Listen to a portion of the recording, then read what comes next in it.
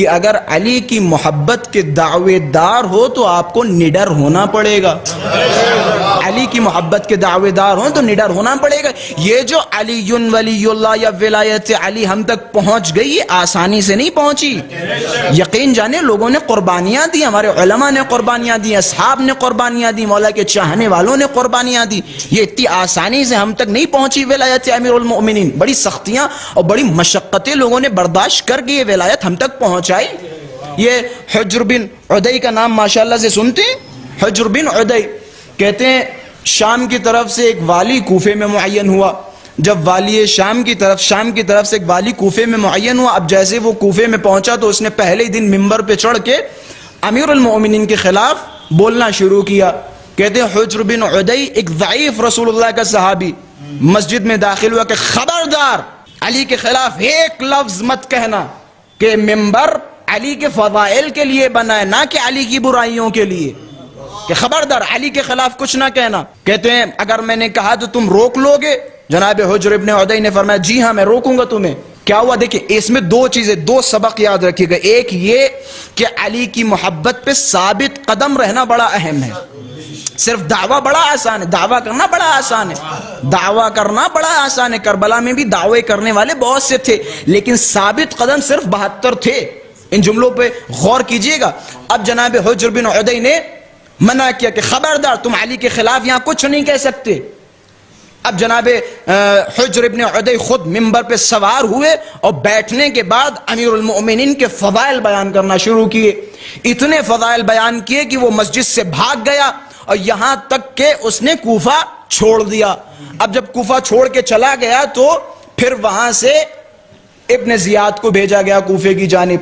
اب جب ابن زیاد پہنچا حجر ابن عدی کو بلایا گیا کہ حجر میں نے سنا تمہاری وجہ سے وہ پچھلا والا والی چھوڑ کے بھاگ گیا کوفہ. کہ ہاں یہ تو ہے. کہ ہوا کیا تھا کہ وہ منبروں پہ جا کے علی کے خلاف باتیں کر رہا تھا, کہ علی کے خلاف تو باتیں ہوں گی. عجب جملہ کہا ابن زیاد ملعون نے کہ حجر میں بھی علی کے ساتھ تھا, میں بھی علی کے لشکر میں تھا, لیکن یاد رکھو حجر علی کے پاس کچھ نہیں ہے, کچھ نہیں ملنے والا ہے تمہیں, چھوڑ دو علی کو کہ کچھ نہیں ملنے والا ہے. اچھا جو انہیں چاہیے تھا یقیناً وہ وہاں نہیں ملے گا. یہ عیاش مزاج افراد کیسے علی کے پاس رہ پائیں گے؟ انہیں جو چاہیے وہ علی کے پاس نہیں ملے گا.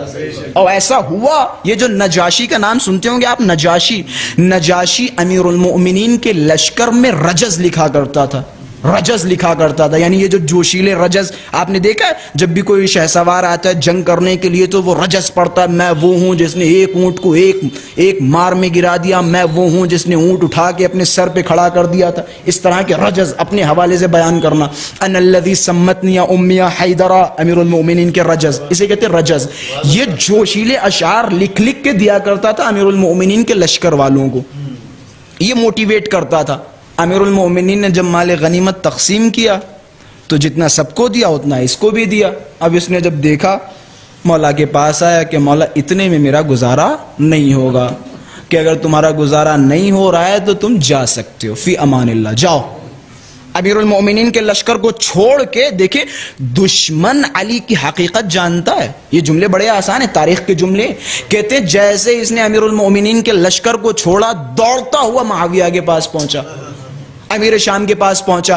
امیر شام کے پاس پہنچنے کے بعد ایک جملہ کہا عجیب و غریب. مخاطب کیا کہ سنو, میں علی کی عدالت چھوڑ کے تیرے ظلم کے سائے میں آ گیا ہوں, کہ میں علی کی عدالت چھوڑ کے تیرے ظلم کے سائے میں آیا ہوں, کہ میں علی عادل ترین انسان روئے زمین پر, عادل ترین انسان.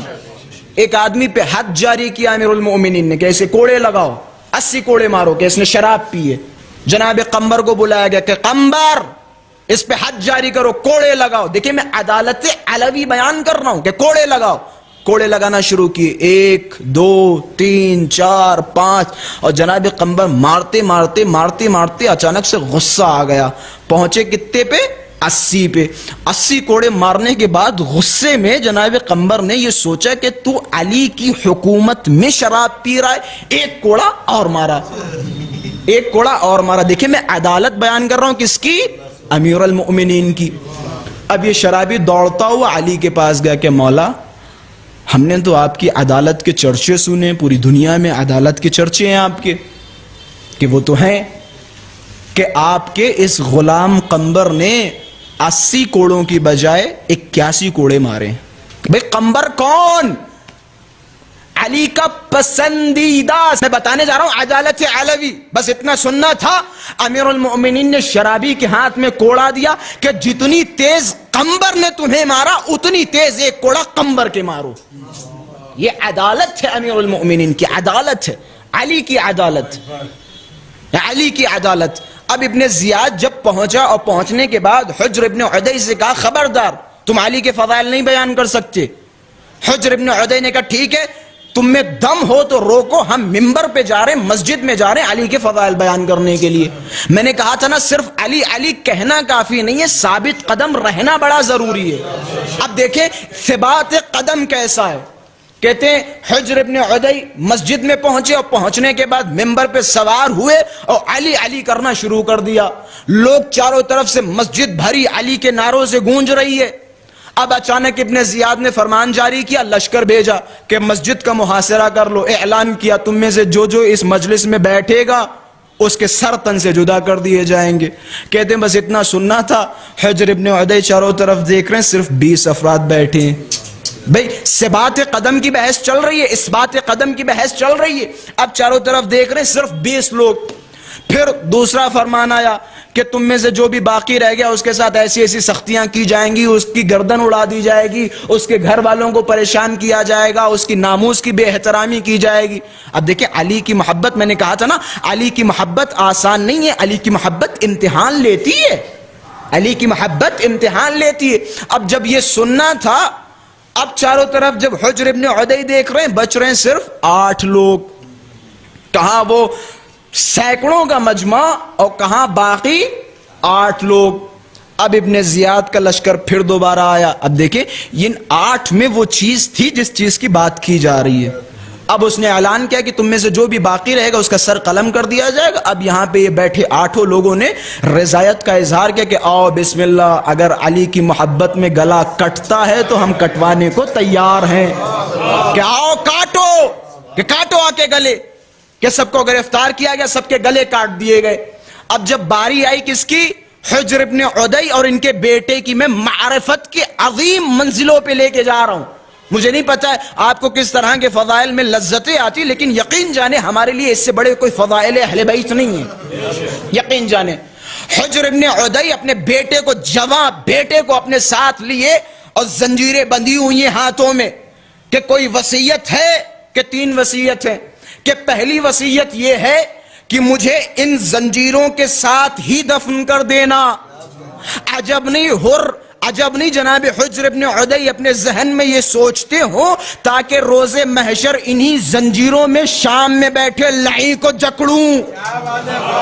کہ پہلا مجھے ان زنجیروں کے ساتھ ہی دفن کر دینا. دوسری وصیت کہ میں مرنے سے پہلے 2 رکعت نماز پڑھنا چاہتا ہوں.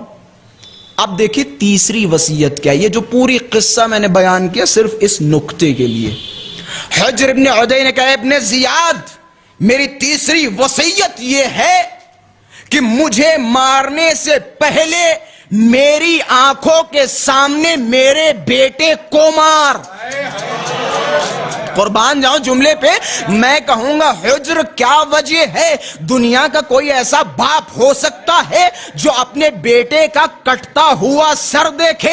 عجب نہیں جناب حجر ابن عدی فرمائے کہ میں جاننا چاہتا ہوں اور میں اس یقین پہ مرنا چاہتا ہوں کہ میرا بیٹا علی کی محبت میں شہید ہوا.